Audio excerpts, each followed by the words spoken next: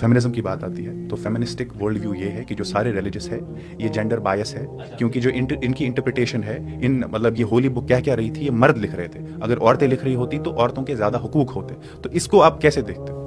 सबसे पहली चीज़ ये है कि फेमिनिज्म के तहत जो जेंडर इक्वालिटी की बात की जाती है, हमें सबसे पहले ये जानना चाहिए कि इक्वालिटी कहते किसे हैं। What is equality? मैं अक्सर उसूल पे ही सवाल करता हूँ कि भाई इसको आप कैसे डिफाइन करते हैं। इक्वालिटी की जब आप डेफिनेशन तलाश करेंगे ना, तो इक्वालिटी का मतलब ये होता है to treat similar cases similarly and different cases differently. This is equality.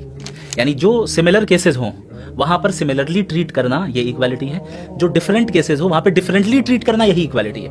अब आप किसी भी फेमिनिस्ट से पूछ लें कि मर्द और औरत फिजियोलॉजिकली और साइकोलॉजिकली सिमिलर है या डिफरेंट है? डिफरेंट है। तो जाहिर है बहुत सी ऐसी चीज़ें होंगी जिनका ताल्लुक रिस्पॉन्सिबिलिटी से होगा, जिनका ताल्लुक कमांड से होगा, गाइडलाइन से होगा, जहाँ पे उन्हें डिफरेंटली ट्रीट किया जाएगा, और यही असल इक्वालिटी है, यही असल जस्टिस है।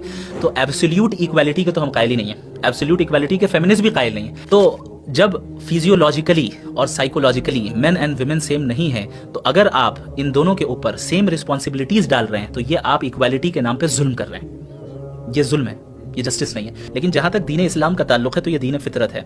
इसमें जो भी अहकामात औरत के ताल्लुक से आए और मर्द के ताल्लुक से आए, उनके इन दो डिफरेंसेस का लिहाज रखकर, फिजियोलॉजिकल और साइकोलॉजिकल, इन दो डिफरेंसेस का लिहाज रखकर जो चीज़ मर्द के लिए सूटेबल है उसको वो करने का हुक्म दिया गया, जो चीज़ औरत के लिए सूटेबल है उसको वो करने का हुक्म दिया गया। और ये दरअसल जस्टिस पर मबनी है, और हकीकी इक्वालिटी यही है, because the definition of equality is to treat similar things similarly and different cases differently.